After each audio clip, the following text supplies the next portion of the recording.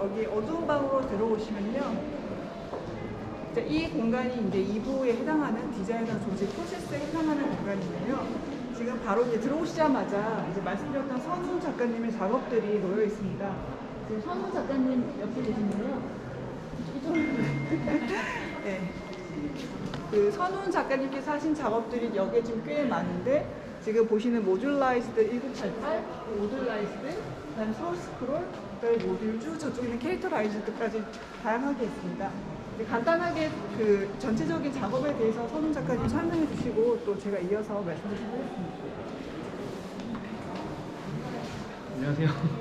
이 작품들은 다 게임 문법으로 제가 지도처럼 그리게 된 건데요. 저는 원래 픽셀로 작업을 했었고 이제 서울 스크롤이 이 전시 들어가기 전에 콘서트로 들어가기 전에 유튜브로 할 수 있게 또 흡수할 수 있게 만든 작품입니다. 이게 연도별로 서울 지도를 배치하고 앞으로 일어나는 역사적인 사건들과 여기서 이 전시에서 제시한 디자인적인 사건들 그리고 물건들을 이렇게 보여줄 수 있어서 직접 연도별로 이렇게 스크롤 해보시면서 어떤 사건들이 순차적으로 일어나는지를 보실 수 있는 타임라인이고요. 88년까지도 있지만 그 이후의 여파와 이어지는 90년대 그리고 2002년 월드컵 공동 개최를 결정하고 서울시 일정이 바뀌는 96년까지 이렇게 이어지게 됩니다. 그리고 오른쪽에 보시는 모듈러라이즈는 그 연도별 변화를 지도상에서 건물들이 어떻게 지어지고 인프라가 생기고 구역이 바뀌고 그러는 것들을 간략화해서 단순하고 아이콘화해서 보실 수 있는 작품입니다. 그 뒤에 있는 모듈이라는 그렇게 들어간 요소들이고 저쪽 모듈러라이즈 1988자 입자에 있는 버전은 1988년 당시의 서울 지도입니다. 그걸 모듈러에서 게임 그래픽 형식으로 단순화한 정방형 안에 서울을 넣었을 때 어떻게 보일지 상상해서 반영한 작품입니다. 아, 네.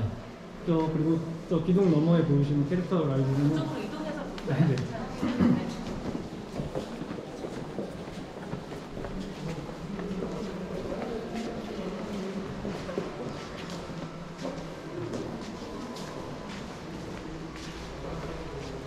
네, 이거는 왼쪽에 보이는 당대 활동하셨던 디자인과 관련 분야에서 종사하셨던 분의 인터뷰를 바탕으로 제작한 웹툰인데요.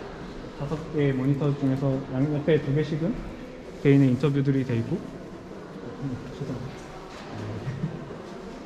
그걸 보시고 나서 이제 그들의 인생이 아까 보셨던 서울 스크롤과 같은 네, 서울 스크롤과 같은 이제 배경으로 연도가 다시 제시가 되거든요.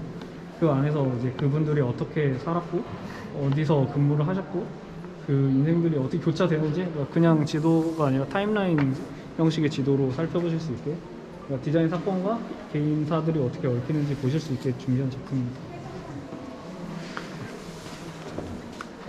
네, 작가님 말씀 감사합니다. 지금 아까 작가님께서 말씀해 주셨던 것처럼 지금 이제 다음으로 넘어오는 이 인포 공간은 키워드가 디자이너 조직 프로세스로서 올림픽 직후에 혹은 그 전후에 있었던 이제 디자이너 조직의 변화와 사회상에 대해서 짚어보는 자리입니다. 그래서 앞서 보셨던 서울 스크롤 작업이 이제 8, 90년대 도시계획부터 건축, 그 사물 영역까지 어떤 변화가 있었는지 이렇게 타임라인 식으로 먼저 이렇게 선보여 주신다면은 여기 있는 지금 캐릭터라이즈 작업은 이제 그런 것들을 보완하기 계획했던 디자이너들이 일단 문제의식 그리고 강조의 기능과 생각들을 엿볼 수 있는 작업입니다. 그래서 이제 이 작업들은 지금 보시는 이제 디자이너 분들의 인터뷰어도 조용을 하고 있는데요. 지금 이제 사실 이분들의 어떤 인터뷰 내용들을 기반으로 해서 선우 작가님께서 이 캐릭터라이즈라는 그 작업을 만드셨는데 이 작업을 하나하나 다 살펴보시면 굉장히 많은 연구를 하셨고 그 연구의 내용 속에는 지금 저희가 이게 시각적인 작업으로 설명하기 어려운 어떤 당대의 고민, 기술의 어떤 변화 그리고 어떤 실천의 과정들을 살펴볼 수가 있습니다. 그래서 지금 이 인터뷰 영상은 크게 이제 3개의 채널로 이제 구성이 되어 있는데요. 지금 맨 앞서서 보시는 이 채널이 시각 영역의 디자이너 분들에 대한 인터뷰입니다. 그리고 두 번째가 건축이고요. 그리고 저 마지막에 세 번째가 산업 디자인 영역에 해당한다고 할 수 있겠습니다.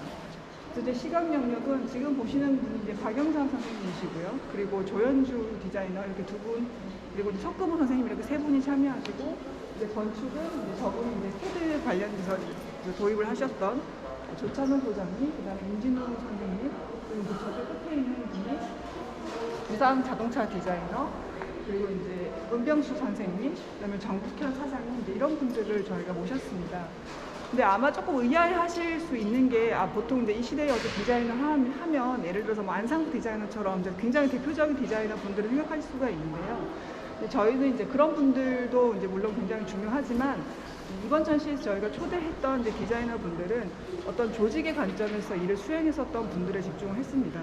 그래서 이제 어떤 물질의 변화와 어떤 규모의 변화로 인하여 디자이너들은 매우 큰 작업을 계획적으로 고안할 수밖에 없었고, 그러한 것들을 수행하기 위해서는 어떤 조직의 힘이 필요하잖아요. 그래서 이제 그런 관점에서 사실은 많은 내용들이 어떤 기업의 복무했다라든지 이런 식으로 굉장히 거칠게 이렇게 잘려지는 부분이 있는데, 저희는 이번 전시에서 그런 내용들을 보다 조금 더 디자인의 어떤 계획 영역으로 부상시키고자 했고, 그런 의미에서 이런 분들을 저희가 모시게 되었습니다.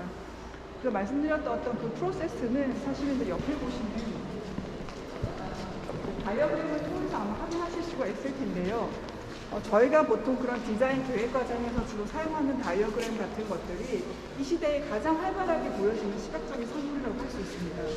그런 계획의 관점, 어떤 프로세스의 진행 등과 같은 오늘날에 쓰는 어떤 작업의 과정들이 사실은 그전에는 크게 이제 없었던 일이었고, 올림픽과 같은 이런 어떤 물적인 변화를 토대로 하여서 구상했었던 방법론이라고 할 수 있겠습니다.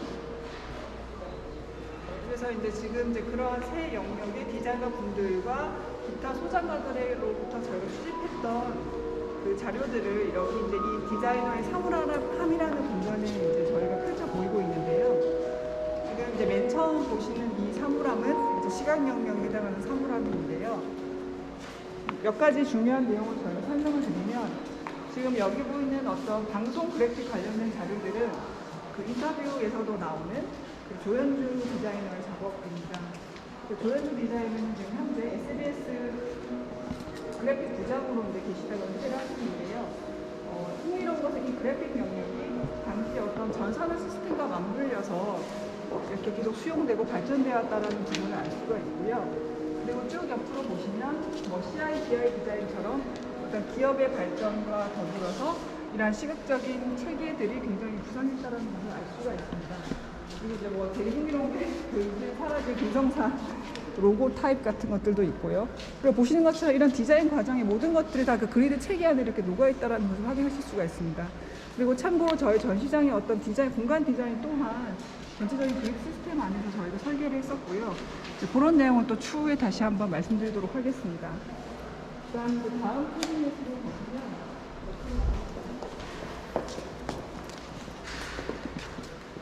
네, 여기는 이제 건축 분야의 캐비넷인데요. 건축도 마찬가지로 80년대 초까지는 한국에서는 대표하는 건축가로 뭐 예를 들어서 김수근 건축가, 김주호 건축가 같은 뭐 어떤 양대 산맥의 개인 건축가들이 있었는데, 저희는 이제 그것보다는 아틀리에 건축가들보다는 어떤 기업 차원으로 구상한 어떤 조직 설계 사무소를 조망하고자 했습니다. 그래서 그런 것들이 가능한 것은 앞서 말씀드렸던 대로 이러한 프로세스의 어떤 연구 과정, 그리고 설계 조직의 대형화를 가능하게 했던 어떤 방법론의 체계화 같은 연구 과정들이 있었기 때문인데요. 이런 내용들은 이제 대표적으로 정림 건축 설계사무소라는 어떤 기관의 도움을 받아서 저희가 전시를 할 수 있었고, 실질적으로 정림 건축이 한국에서 최초로 건축 설계 연구에서 캐드라는 프로그램을 도입한 회사이기도 했습니다. 그 과정 또한 지금 아래 보이시는 자료를 통해서 확인하실 수가 있는데요. 오늘날 매우 아무렇지않게 쓰고 있는 캐드라는 프로그램 또한 어떤 변곡점이 있었다는 것, 초기 캐드 수용 과정이 어떠했다라는 것을 이번 전시를 통해서 저희가 보여주고자 했습니다. 그래서 뭐 이런 자료 같은 경우는 저기 인터뷰로 나오셨던 조찬원 소장님이 초기에 캐드를 짤 때 이제 코딩을 했었던 연구 노트예요. 이런 노트를 보면 정말 재밌거든요. 그래서 이런 내용들을 좀 천천히 살펴보실 수 있을 것 같습니다. 그리고 마지막으로 산업 영역의 캐비넷으로 이동하겠습니다.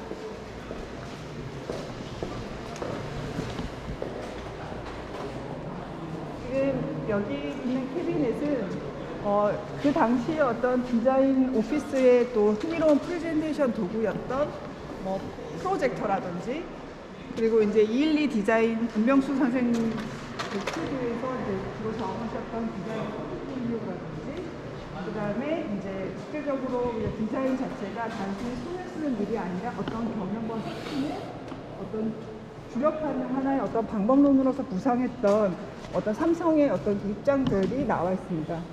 그 디자인이 어떤 기업과도 서로 소통하고 그 자체가 하나의 어떤 사회를 갖고 힘으로 구상했던 시기가 90년대였었는데요. 그러한 흔적들을 지금 여기 보시는 디자이너의 캐비넷을 통해서 확인하실 수가 있고요. 옆에 보이시는 그 거대한 청사진은 그 자동차 디자인 도면입니다. 그래서 지금 당장 보시면 많은 도면들이 있습니다. 도면에 서문하는 스케일을 한번 확인하시는 것도 흥미로운 시간이 될 것 같습니다.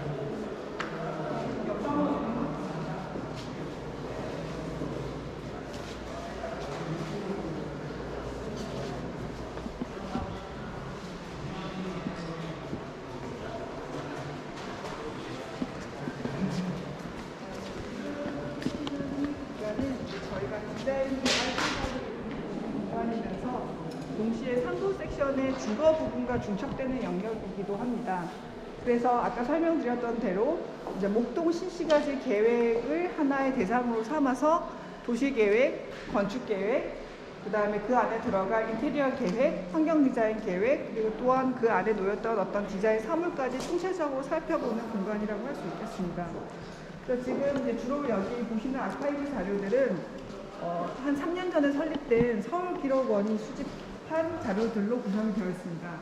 서울기록원은 지방자치단체 최초의 어떤 기관 아카이브 공간으로서 방대한 컬렉션을 수집을 하고 있는데요. 지금 보시는 목동 시시가지 컬렉션이 서울기록원의 첫 번째 컬렉션이고 관련한 내용을 저희가 연계 세미나에서 이야기해 드릴 예정입니다. 그래서 지금 보시는 것처럼 여기 테이블에 놓인 것은 주로 도시계획적 관점에서의 계획의 과정들이고요. 저쪽 이면을 보시면 건축적 입장에서의 어떤 계획들, 그래서 어떤 아파트 색채 계획 같은 이야기들이 나와 있고요. 그리고 요렇게 모퉁이로 돌아서 보시면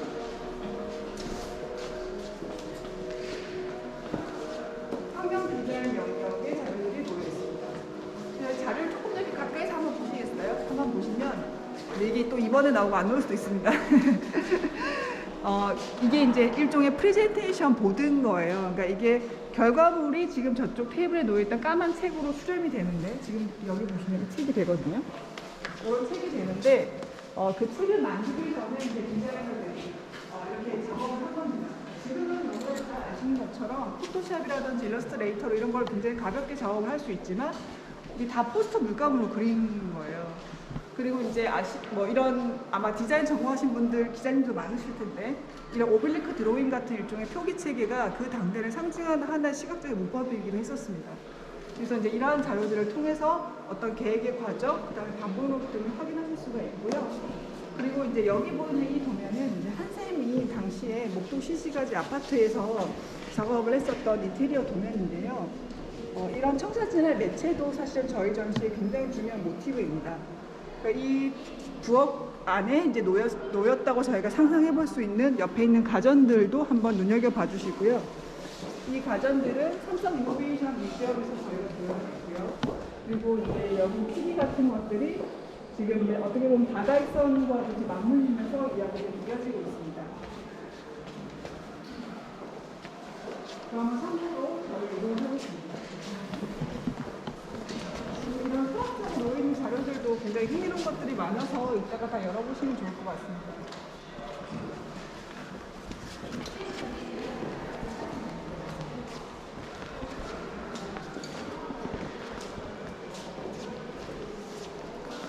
네, 지금 이제 이 가운데 공간은 이제 3부 시선과 인면에 해당하는 영역입니다. 말씀드렸던 것처럼 이제 저희가 하고자 하는 이제 이야기의 어떤 흐름들이 건축과 도시의 관점으로 확장되는 영역인데요. 이 영역의 어떤 중요한 사진 기록 작업을 해주신 최영준 작가님 지금 계신데요. 작가님 통해서 이 기록의 과정, 작업의 과정에 대해서 말씀을 드리도록 하겠습니다. 네, 저는 도시를 주제로 작업하고 있는 사진가 최용준이라고 하고요. 원래는 그 3D 지도를 통해서 뭔가 기계적인 시선으로 도시를 관찰한 다음에 그걸 다시 사진으로 옮기는 작업을 하고 있고요. 이번 올림픽 이펙트 전에서는 그 당시 뭔가 새로운 도시 형태가 구축되는 과정에서 오피스 단지, 그리고 대규모 아파트 단지, 그리고 도시 인프라, 그리고 문화시설 4가지 주제를 바탕으로 해서 도시의 곳곳을 기록하는 작업을 했습니다. 여기 제가 평소 때 하는 작업과 마찬가지로 그 구글 맵상의 좌표를 사진 밑에 기입을 해놨는데요. 저거를 그 맵에 입력을 하면은 촬영한 스팟이 정확하게 그 위치로 이동하게 되어서 관람객들도 나중에 이 같은 위치를 찾아볼 수 있게끔 이렇게 설치를 했고요. 그 지금 찍은 사진들하고 그 과거의 작가분이 찍으신 사진과 뭔가 대응할 수 있는 지점들을 만들어 보고자 했습니다. 네, 감사합니다. 최영준 작가님이 이제 사진이 놓여 있는 이제 큰 벽이 놓여 있는 이제 공간이 저희가 이제 4개의 포스트라고 명명한 공간인데요. 이제 오른쪽이 이제 주거 영역이고요. 디자인 개발실하고 뭐 이렇게 분석되어 있는 그 주거 영역. 그리고 이제 좌측이 네트워크, 네, 앞쪽이 문화시설, 맨 안쪽이 오피스 영역입니다. 이 안쪽으로 들어오시면요. 이쪽으로 오시겠어요?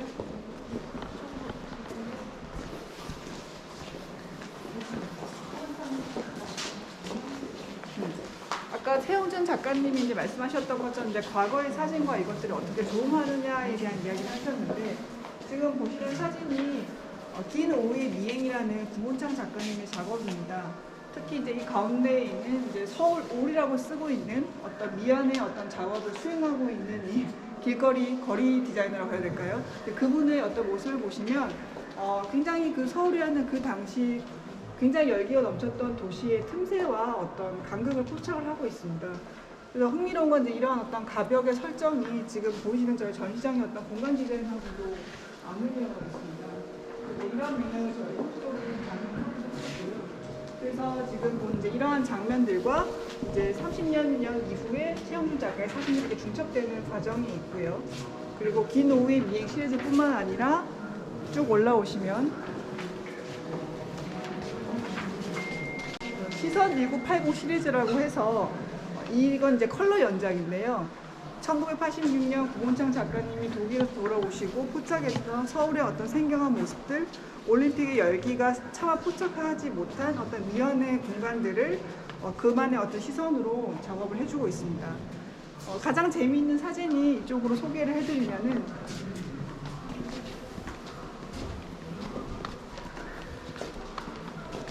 예컨대 이런 장면입니다. 그러니까 길거리에 이렇게 나뒹굴고 있는 올림픽 조형 어떤 스타디움 모형과 그 호돌이 그림, 그리고 이제 이게 너무 재밌지 않습니까?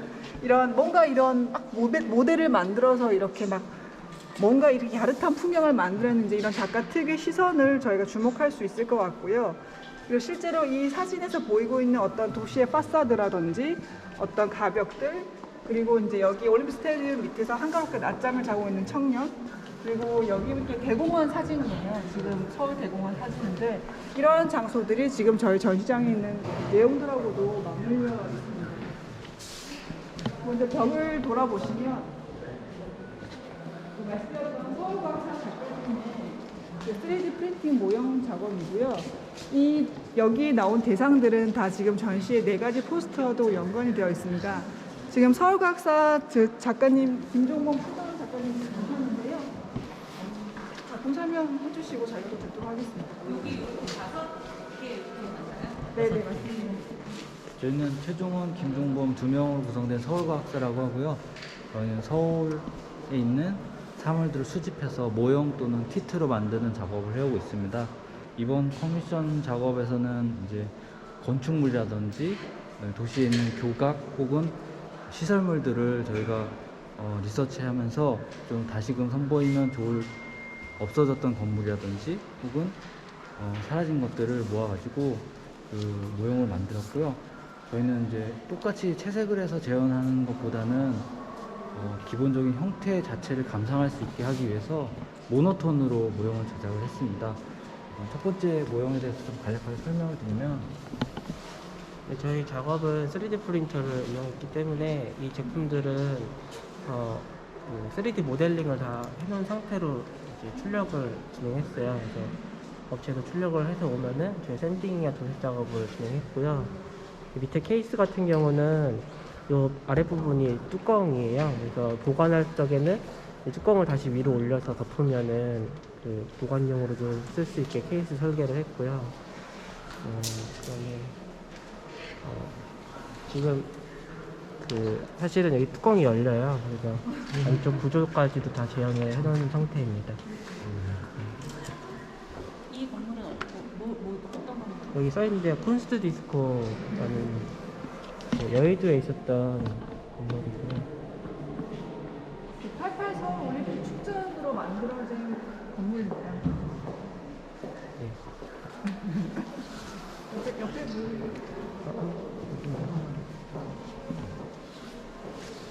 잠깐만. 옆에 이거 설명. 하나하나. 이 옆에 있는, 네네. 옆에 있는 거는 반포대교랑 잠수교, 여러분들 뭐 지금도 잘 보실 수 있는 대표적인 한강 다리인데, 저희가 특히 이 다리 주목했던 점은,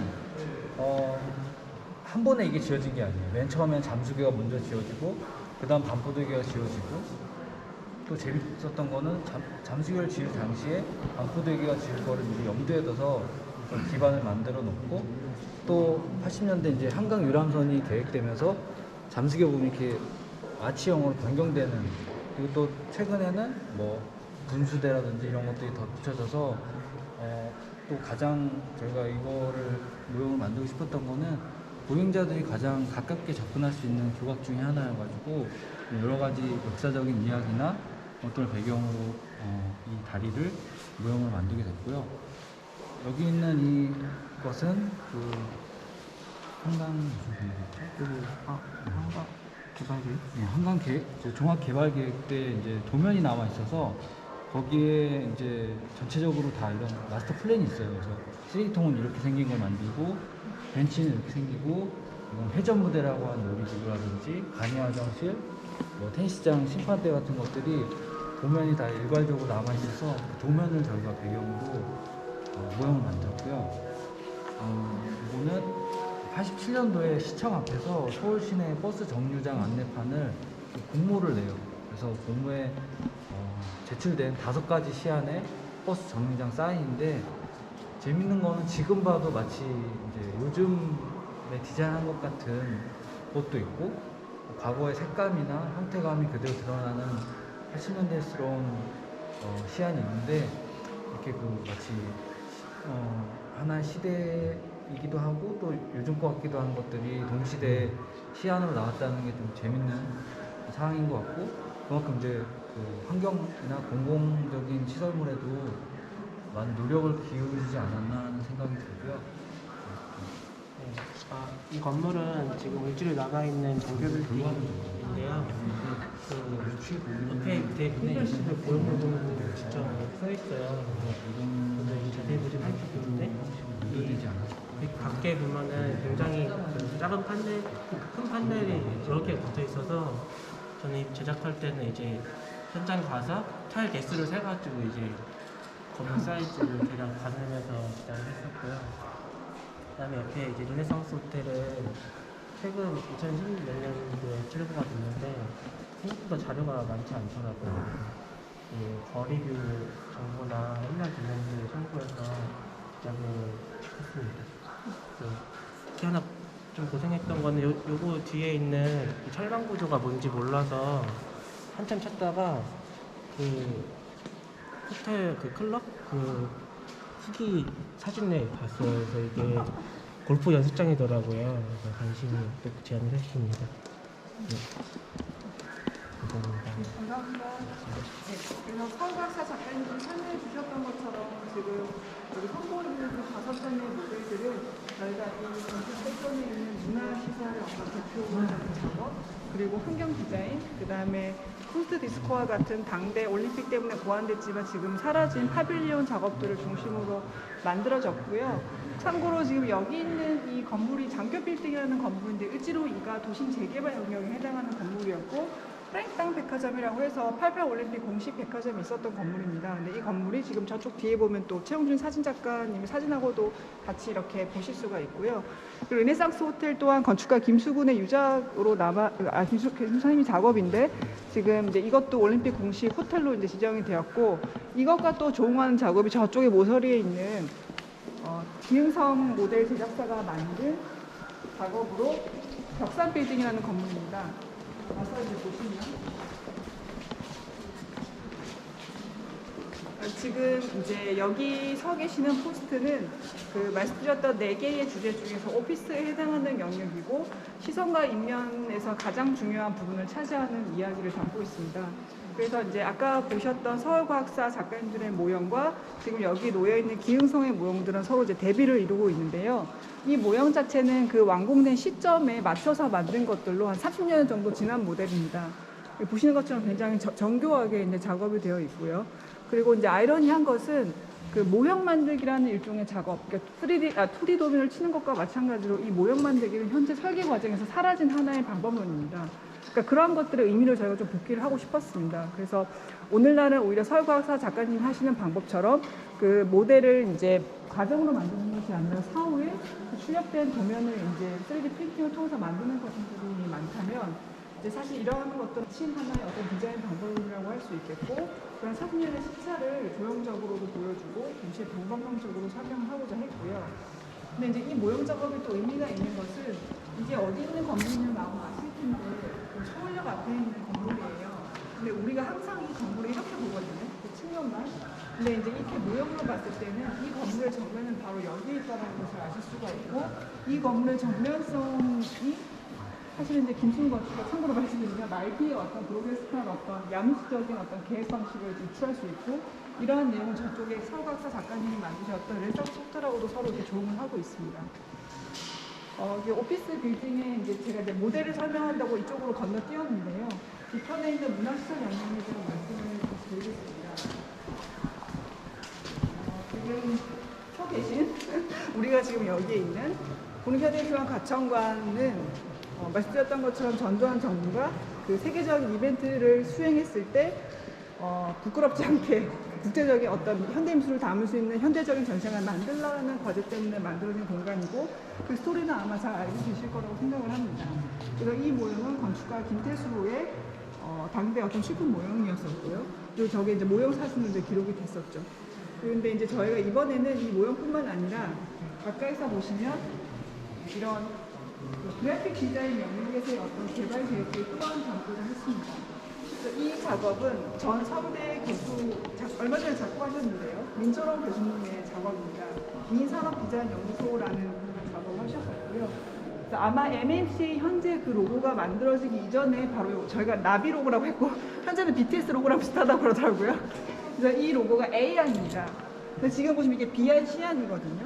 이런 식의 어떤 대안의 과정들을 만들어내면서 이제 이런 것들이 결정이 됐고 뭐 그런 관련된 자료들을 보실 수 있습니다. 그리고 여기 있는 호텔 같은 경우도 이제 저희 미술관 건축 아카이브가 굉장히 잘 구축이 되어 있는데요. 건축가 김종훈 선생님이 설계한 힐트로 호텔은 88 올림픽 지정 호텔이었고 그 당시에 올림픽 때문에 지금 우리가 흔히 이용하는 일상적인 호텔 시설들이 굉장히 많이 설립되었습니다. 그래서 이제 그런 인명 개발에 대한 과정들을 청사진을 통해서 보실 수가 있습니다. 그러면 이제 여기에 마지막 섹션이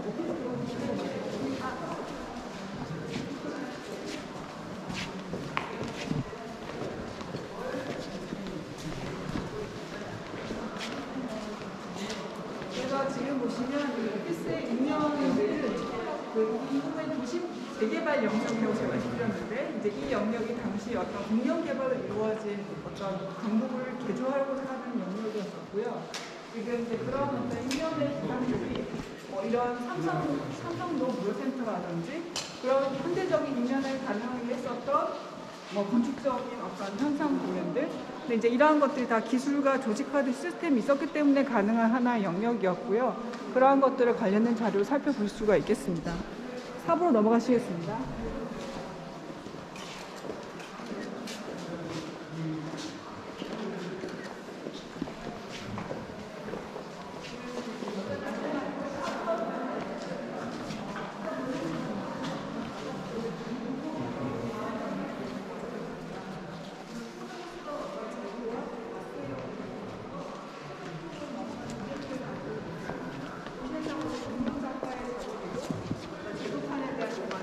계획하는 손에 대한 어떤 존경을 담아서 만든 작업이라고 할 수 있겠습니다. 그리고 이제 이쪽으로 오시면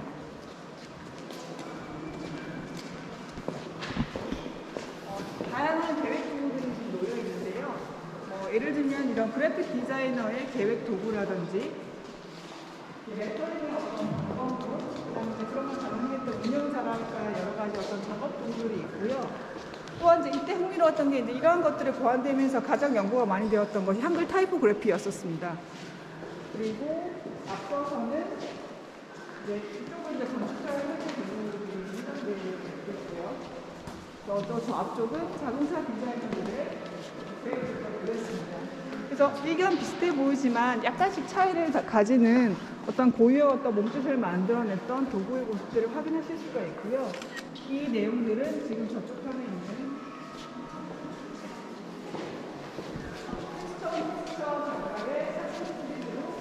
좀 더 경쾌하게 시각화되었습니다. 그래서 보시면 여기 있는 도구들이 다 지금 실제로 저희가 되어 있던 도구들을 대상으로 촬영을 한 것들이고요. 그리고 이제 여기 보시면 여기 안에 있는 서랍에 있는 자료들은 말씀드렸던 것처럼 초기에 CAD 프로그램을 도입했던 어떤 과정에 대한 이야기들이 있습니다. 하여튼 흥미로운 포인트 하나를 말씀드리면 지금 여기 앞에 보시면 이제 한글을 어떻게 쓰고자 했었던 이제 이런 연구 과정들이 나와 있는데요. 80년대는 그래픽 디자이너뿐만 아니라 건축가들도 실제로 한글을 어떻게 상용화시킬 것인가 굉장히 이슈였던 것 같습니다. 그래서 초기에 CAD를 도입할 때 알파벳밖에 쓸 수 없기 때문에 어떻게 한글이라는 텍스트를 어떻게 잘 쓸 수 있는가를 다 각 분야마다 고민을 했었고 그러한 것들이 이러한 자료들을 통해서 확인할 수가 있습니다. 그러면 이제 마지막 에필로그 섹션으로 넘어가겠습니다.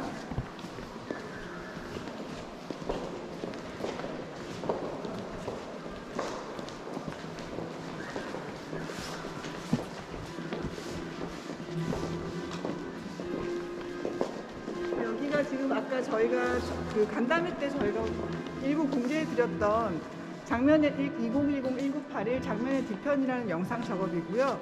지금 이 영상을 기획하신 김사라 건축가님을 모시고 잠시 작업에 대해서 말씀 듣도록 하겠습니다. 네, 안녕하세요. 다이건 하이텍스의 김사라입니다. 이 영상 작업은 이번 올림픽 이펙트 전시를 보다 입체적으로 경험할 수 있도록 저희가 연출 작업을 했는데요. 아카이브 전시에서 방대한 양을 보고 나오신 관람객들께서 현재 지금 서울의 산재에 있는 올림픽 이후의 그 건물들과 그다음에 디자인적 요소들 그리고 전시장에서 직접 볼 수 있었던 아카이브 작업들을 시각적인 모티브를 중심으로 저희가 재구성해서 어떤 한 관람자가 전시를 보고 나왔을 때에 남아있는 어떤 이미지전 잔상을 엮은 영상이라고 설명드릴 수 있을 것 같습니다. 그래서 저희가 건축을 하는 그룹으로서 단순히 영상이 전시를 기록하는 것에서 끝나는 것이 아니라 공간과는 2차원, 2차원, 3차원 그리고 우리 기억 속에 있는 전시의 구성에 그 어떤 다른 N차원의 경험들이 중첩되는 경험을 저희 작업을 통해서 해보시기를 바랍니다. 지금 사운드랑 같이 감상을 하셔야 되는 건데 지금 코로나로 인해서 2대밖에 배치가 되어 있지 않아서 조금 더 자세하게 작업을 관람하시고 싶으신 분들은 MMC의 유튜브 채널을 통해서 만나보실 수 있습니다.